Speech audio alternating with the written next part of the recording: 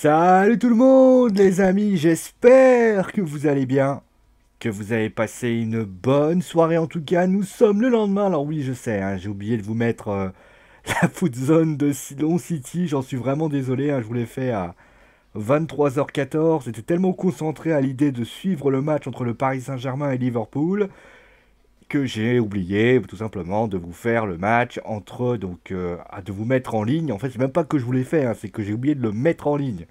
C'est encore plus honteux. Bon, en tout cas, bah voilà, hein, vraiment, on peut être que très heureux, en tout cas, vraiment, félicitations les Parisiens, qui, vous savez, il y a beaucoup de mots d'ailleurs qui ont été dits, on a travaillé comme une équipe, des choses comme ça, et bah j'ai envie de le dire, c'est vrai.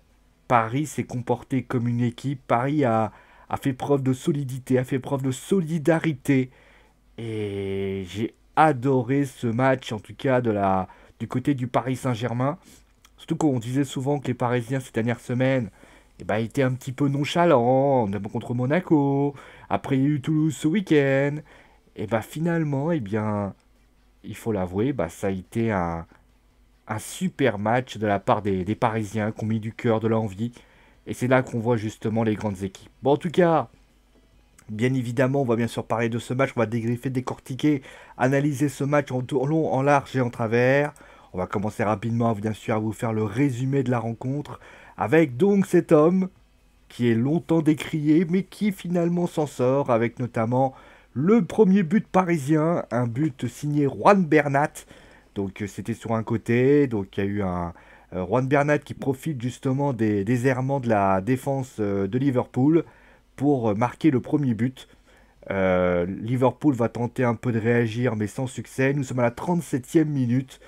Mbappé centre pour Neymar, pour Cavani. Cavani qui Alisson repousse.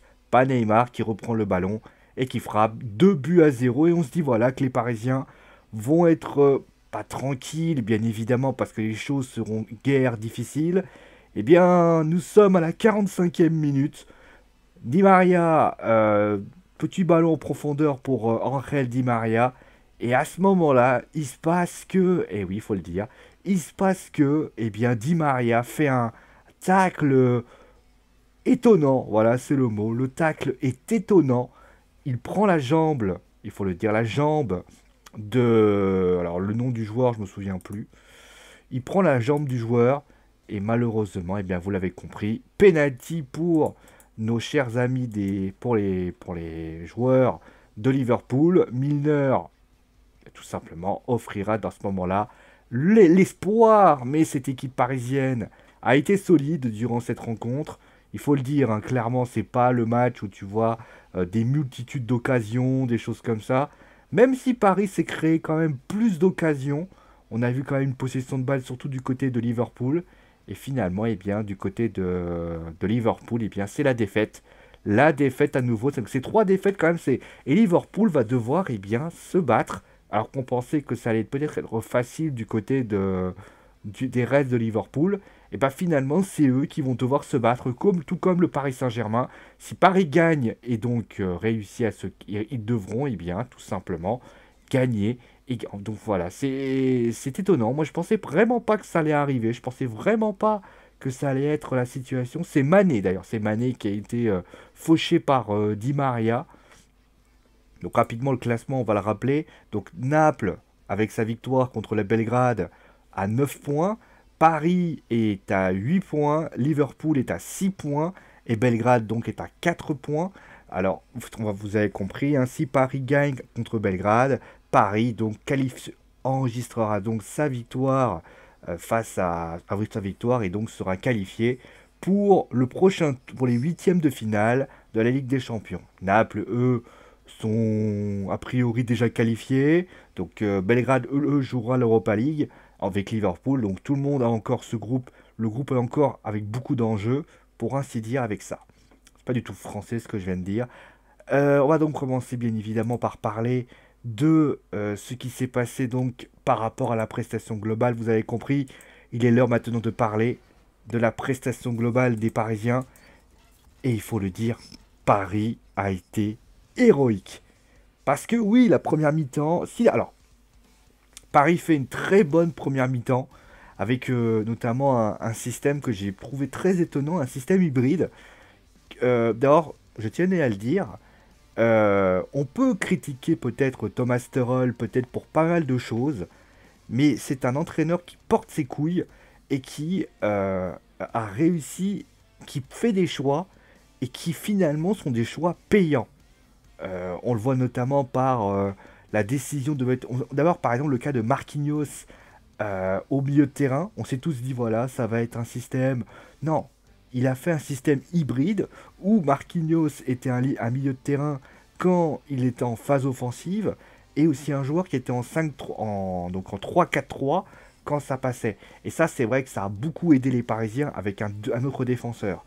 Euh, il faut aussi l'avouer, les Parisiens aussi ont fait beaucoup preuve de solidarité, surtout en première mi-temps, surtout durant tout le match, et surtout en première mi-temps, on a vu beaucoup de pressing, on a vu des joueurs essayer voilà, de couper les phases offensives de la part de Liverpool.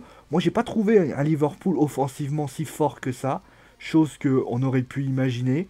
Euh, j'ai pas vu notamment un Kehrer qui notamment a remplacé donc Thomas Meunier qui était pour des raisons personnelles. Kehrer sur le côté droit a été excellent, clairement aussi sur des phases offensives. Euh, les joueurs se sont tous dépensés. Il n'y a pas un joueur qui ne s'est pas dépensé. C'est vraiment, moi j'ai trouvé une équipe soudée, une équipe qui avait envie, une équipe qui a compris les enjeux. Là, qu'on dit souvent, voilà, par exemple, on dit souvent que les Parisiens, bah, ils s'en foutent du PSG. Bah, là, ils se sont battus comme une vraie équipe. D'ailleurs, Thiago Silva l'a dit lors de la déclaration après le match. Il a dit voilà, on s'est battu comme une équipe et il a raison. Paris s'est battu comme une équipe et cela, ça s'est vu. On a vu notamment, on va en parler bien sûr après de Liverpool. Liverpool s'est très peu créé d'occasion. Tout le monde s'est battu, clairement. Moi, j'ai trouvé que la défense avait été héroïque. Là, clairement, il n'y a pas un joueur. Je trouvais que les joueurs se battaient, les joueurs allaient de l'avant. Il y avait aussi un défi physique qui était là, chose qu'au match aller, il n'y avait pas. Là, ils se sont battus comme des lions. Et clairement, et ben, quand on se bat comme un lion, ben, finalement, on est entre guillemets récompensé. C'est ça aussi la force de ce Paris Saint-Germain-là. C'est que ce PSG-là peut gagner contre n'importe qui. Je l'ai toujours dit, hein. Paris peut gagner contre n'importe qui à condition que le PSG mette les ingrédients nécessaires pour y arriver. Et ça, le PSG, eh ben, ils ont mis les ingrédients. Ils se sont battus comme des lions. Et ça, on peut que tout simplement les féliciter parce que il n'y a pas grand monde qui aurait pu espérer que cela. Franchement, moi, le match contre Liverpool, c'était un des matchs que vraiment. Mais ils se sont battus. Et ça prouve quand même que cette équipe-là, bah, quand elle a envie, quand elle a envie de se donner, quand elle a envie de travailler. Et on a vu également la communion. Alors, après, la question qu'il va falloir se poser, là, ça va être tout simplement les retombées. Parce que, bien évidemment, là, ils vont affronter Bordeaux. Est-ce qu'ils vont être en mesure finalement de redescendre sur Terre après leur match incroyable? C'est souvent difficile. Mais en tout cas, moi, il reste deux semaines. Là, c'est comme Lyon. Ils ont la possibilité, les deux, de se qualifier. Ça serait pas non plus une mauvaise idée, parce que clairement, quand on voyait les éliminations de Monaco, qui a été éliminé d'ailleurs définitivement de toute Coupe d'Europe, Marseille, qui est éliminé, on a également Rennes, qui est... Bon, après, c'est compliqué, mais Rennes, il y avait une autre équipe aussi qui est aussi en lice, Bordeaux, eux, bah, c'est très compliqué. Bah, du côté du Paris Saint-Germain, on peut le dire, le PSG bah, et Lyon peuvent se qualifier. Et si à la fin, eh bien, ces deux équipes sont qualifiées, on pourra dire, bah, au moins, il y a eu deux clubs français qui sont qualifiés en Ligue des Champions. Et quand on a vu ce qui s'est passé notamment lors de la phase aller des trois matchs, on pouvait pas imaginer ça. Et clairement, j'ai envie de dire, bravo, quoi. J'ai envie de dire, deux équipes, c'est aussi bien pour l'indice UEFA, c'est aussi des bonnes choses. Après, bon, les autres équipes n'ont pas réussi, on va pas leur en vouloir. Mais moi, j'ai trouvé cette équipe vraiment étonnante. Maintenant, j'ai envie de vous dire, c'est à eux maintenant de se réveiller, c'est à eux maintenant de continuer dans cette continuité très forte. J'adore cette musique, c'est pour ça que je la mets, hein. Vraiment, j'adore cette musique. Et j'adore cette musique. Paris doit littéralement faire mal. C'est la preuve que cette équipe, quand elle en a envie, peut faire mal. Ça fait partie de ces choses-là. Après Liverpool, alors Liverpool, moi je les ai pas reconnus ce soir. J'ai pas trouvé une équipe de Liverpool, notamment le trio. Alors Mané a été un peu mieux, mais Firmino a été aux abonnés absents. Salah a été... Le milieu de terrain de Liverpool, je l'ai pas trouvé si con... Alors il a été, on va dire, d'un point de vue... Même quand Paris a été dans le dur, et ben finalement, Paris ne s'est pas senti plus menacé qu'à outre mesure, en fait. Moi, je les ai pas sentis menacés, je les ai pas sentis inquiets. Je les ai sentis finalement, voilà, on joue j'ai pas trouvé ça exceptionnel. Moi, je le dis clairement, hein, je le dis pas sans... Moi, j'ai pas trouvé que c'était très bien. J'ai trouvé que c'était... franchement, c'était décevant. Le milieu de terrain s'est fait bouffer. Et j'ai pas trouvé ça. Même défensivement, hein, j'ai trouvé une équipe de Liverpool extrêmement faiblarde, hein. D'ailleurs, je trouve que l'équipe entière, d'ailleurs, je les ai trouvés un peu faiblardes. Vous voyez, quand je vous disais justement que City, bah, on voyait que ça jouait quand même, mais que c'était quand même, bon, on voyait que ça jouait un peu sur le frein à main. Et ben, lors de ce match-là, on peut le dire, Liverpool n'a pas fait un bon match. Liverpool, j'ai trouvé vraiment mauvais. Franchement, même comment dire, dans les situations offensives, choses qui sont plutôt fortes, j'ai trouvé que par exemple, dans chaque situation, alors certes, les Parisiens étaient très soudés, mais il n'y a pas eu de gestes, il n'y a pas eu un truc qui a fait que ça avait marché. Et ça, j'ai trouvé ça quand même extrêmement décevant. En plus, voilà, il suffit. Alors, peut-être que c'est aussi les Parisiens qui ont haussé leur niveau, mais quand tu vois le match aller où vraiment, il y avait voilà, ils se battaient comme des lions, bah là, finalement, je les ai pas trouvé si conquérants que ça. Voilà. Allez, on va passer donc bien sûr au top et au flop. Alors, Liverpool, bien évidemment, maintenant, bah, ils n'ont pas le choix, ils doivent gagner. Alors, je ne sais pas si un match nul qualifie quand même les Parisiens, mais de toute façon, il ne faut pas calculer hein, dans ce genre de prestation. Il faut que les Parisiens, de toute façon, c'est à Belgrade. Clairement, s'il y a un match. Alors, attention, parce que Belgrade, c'est pas évident de jouer là-bas. Belgrade, je crois que Belgrade euh, a plusieurs fois fait quelques belles performances du côté de. Alors, attends, on va mettre étoile rouge de Belgrade. Je crois que contre. Alors, on va regarder. Je crois qu'ils ont une sacrée performance hein, du côté de Belgrade. Attendez. Est-ce que je peux trouver le calendrier? Alors, attendez. J'ai tapé Ligue des Champions. Attends, j'ai juste tapé Naples parce que je sais que contre Liverpool, ils ont perdu. Oh là là là là. Quand ça rame comme ça, c'est une horreur. Alors, attends, faites voir. Non, ça, c'est le étoile rouge de Belgrade-Naples. Moi, j'aimerais l'inverse. Étoile rouge de Belgrade, Naples. Naples, étoile rouge de Belgrade. Vous avez rien compris. Vous avez rien compris, les cocos. Bon, c'est pas grave. Bon, en tout cas, moi j'étais très content. Et maintenant, il suffit. Bah, Liverpool, maintenant, bah, c'est terrible à dire, mais le finaliste de la Ligue des Champions peut se faire sortir dans 2 semaines. Il va falloir sortir le grand jeu. Et attention quand même à une bête blessée. Mais Paris a les cartes en main pour se qualifier. Honnêtement. Là, ils ont un entraîneur qui a fait de bonnes choses. Il va falloir faire. Maintenant, la chose qu'il ne faut pas faire, c'est s'emballer. Parce que s'il s'emballe, c'est la fin des haricots.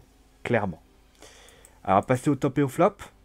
Les tops et les flops. Avec donc le dernier, bah, c'est Neymar. Que j'ai trouvé, mais excellent. Clairement. Moi, j'ai trouvé que Neymar avait été franchement dans l'investissement, dans les choix aussi, clairement, moi j'ai trouvé un. Là où contre Naples, c'était un peu dans l'alternative, notamment en deuxième mi-temps. Là, j'ai trouvé qu'il essayait toujours de distiller des bons ballons à ses partenaires. Il offre le deuxième but parisien. Franchement, je l'ai trouvé extrêmement précieux. Et je trouve même d'ailleurs, on peut dire ce qu'on veut. On a longtemps dit que Neymar n'aime pas. Je l'ai trouvé même investi et je l'ai trouvé mais d'une fougue assez étonnante, et ça j'ai quand même envie de le dire. Les gens se foutent souvent, disent oui, il s'en fout du PSG. Bah là, il a prouvé qu'il n'est pas aussi désintéressé que ça du PSG. Ensuite, on a donc les Verratti, que j'ai trouvé très très bon. Alors un peu moins bon peut-être en deuxième mi-temps, mais même précieux. Je l'ai trouvé précieux dans l'investissement, dans le jeu, dans le contrôle de balle. Moi, j'ai adoré sa prestation. Vous allez voir, hein, clairement, vous allez me dire, mais il manque pas des joueurs là quand même. Vous allez voir, vous allez comprendre. Verratti, pour moi, j'ai trouvé excellent dans cette rencontre. Et enfin, bah, le numéro un. Alors, j'ai mis Thiago Silva parce que... Étonnant. Étonnant parce que d'ailleurs son speech de fin, je l'ai trouvé aussi beau que celui de Roman Reigns, pour vous dire. Je tête. Le mec, il a... Incroyable. Le mec, c'est incroyable. Honnêtement, le mec, des jeux de tête, intervention, interception. Franchement, moi, il m'a épaté et j'ai juste envie de lui dire bravo. Mais il faut le dire parce que je sais que vous allez me rentrer dedans et vous avez raison. Il faut aussi féliciter les autres joueurs parisiens parce que les autres défenseurs parisiens, Marquinhos, Bernat, Kerrer qui a été exceptionnel aussi. Moi j'ai trouvé que c'était incroyable. Le mec il est sur le côté droit, limite l'impression que c'était son poste. Le seul que je peux un petit peu dire qu'il était moins en vue, c'est Kipembe. Avec cette relance que... Mais moi je suis à deux doigts de le frapper si jamais s'il y a égalisation. Hein. Mais moi j'ai trouvé que... Voilà, il a pas non plus été ridicule, loin de là. Moi franchement, Kerrer, Bernat, Marquinhos, voilà, c'est ces trois-là. Je les trouvais excellents, clairement ces trois-là. Et bah, j'ai envie de dire, bah, Kerrer, quel talent. Quel talent. Ce mec était arrivé pour être le quatrième. Bah, aujourd'hui, il est le troisième. Et quel troisième, monsieur. Bon, bravo, monsieur Kerrer, sans déconner. Et donc, on va passer bien sûr au flop. Alors, le flop parisien, pour ainsi dire, si on peut le citer, bah, vous avez deviné, hein, c'est lui. Parce que, franchement, on est tous d'accord que si il y a égalisation des joueurs de Liverpool, voire même défaite, je pense qu'il est le premier à se faire lyncher par tout le monde. Qu'est-ce qu'il est allé tacler, mais j'ai rien compris. Alors déjà, il est transparent dans cette rencontre, mais bon, ça à la limite, mais qu'est-ce qu'il est allé se... Oh, qu'est-ce qu'il est allé tacler comme ça? Le ballon, il est sur le côté gauche, il y a 2-0, le ballon, il est sur le côté gauche, il a juste... Il avait juste... Voilà, il y avait plein de joueurs, il a voulu se jeter, mais il s'est jeté, mais... Franchement, c'était une catastrophe. Honnêtement, Di Maria, dans ce match, franchement, il était... en plus, les quatre pieds décollés du sol, honnêtement, c'est... Décevant. Décevant, Dani Alves. Alors, au niveau des autres, hein, on peut citer aussi Kylian Mbappé, hein, que j'ai pas trouvé exceptionnel du tout. Ah, si vous enlevez sa passe pour le but de Neymar, il n'y a rien d'autre, clairement. Et Cavani aussi. Alors, j'ai trouvé que Choupo-Moting avait fait une bonne rentrée, d'ailleurs, par rapport à ça. J'ai trouvé que Cavani, à part... Il n'y a rien, quoi. Je veux dire, c'était une déception. Et je ne l'ai pas trouvé voilà. Franchement, pas... Alors, dans l'impact défensif, il est très bon, hein, mais je trouvais que Choupo-Moting, c'était pas terrible. Au niveau de Liverpool, maintenant, bah, je trouvais que Mohamed Salah avait été mauvais, clairement. Euh, Franchement, je l'ai pas trouvé... Alors, clairement, on va dire la vérité, hein, Firmino, il est pas mieux. Mais moi, je trouvais que c'était lui qui représentait, parce qu'on m'a parlé de lui, Mohamed Salah, Mohamed Salah. Mais franchement, aucune occasion. D'ailleurs, c'est pour ça aussi que je le mets. Parce que il a été inutile dans les impacts offensifs. Il a récupéré beaucoup de ballons, mais pour rien faire du tout avec. Et ça, c'est une réalité. Et enfin, bah, le dernier, bah, c'est Wijnaldum. Alors, je sais qu'on aurait pu mettre aussi, hein, je tiens à le signaler, Lovren et Gomez, que j'ai trouvé un peu aussi décevants. Mais aussi parce que, bah, très peu de ballons. Franchement, c'était mieux de terrain parisien. Franchement, elle a bien muselé. Et Keita, d'ailleurs, j'ai trouvé un peu plus, à dire, beaucoup plus sûr de lui, beaucoup plus, avec plus de force. Chose que malheureusement, il n'a pas pu le faire. Mais on va dire la vérité, hein, Wijnaldum, c'était une déception. Et ça s'est vu ce soir. Et on va dire la vérité, hein, voilà, moi j'ai trouvé que c'était une... Quelle déception de la part de Wijnaldum, que j'espère en tout cas saura mieux se débrouiller parce que là ça a été une déception. Voilà un petit peu ce qu'on a pour les flops et les tops. Bon, voilà, en tout cas, Alors pour ceux qui se demandent quand est-ce que j'enregistre ces vidéos, pourquoi je parle si doucement, parce que je l'enregistre une demi-heure après l'enregistrement du match. Alors je sais que vous allez me dire pourquoi je le fais pas directement et je vous le propose pas, parce qu'il est à mon téléphone 23h34 et je me dis que vous pouvez attendre demain pour bien savourer tout ça. Bon, en tout cas, merci à vous tous. Donc, alors, je vous rappelle bien évidemment que la Food Zone cesse à partir de demain, parce qu'on sans doute peut-être dimanche, vous aurez peut-être un épisode, je ne suis pas encore sûr. Tout dépend de comment ça va se passer. Mais en tout cas, moi, je vous souhaite bien sûr une bonne soirée, amusez-vous bien. Les Parisiens, ça y est, vous êtes contents. Vous avez votre match. Il vous suffit juste maintenant de faire le résultat, de faire le métier à Belgrade. Maintenant, prenez soin de vous, amusez-vous bien. Ciao tout le monde. Et vous savez quoi? Prenez soin de vous. Et demain, je rappelle, hein, demain, on va dans du catch, Wrestling Show Raw. Et bien sûr, après-demain, Wrestling Show WWE SmackDown. Allez, gros bisous tout le monde et ciao!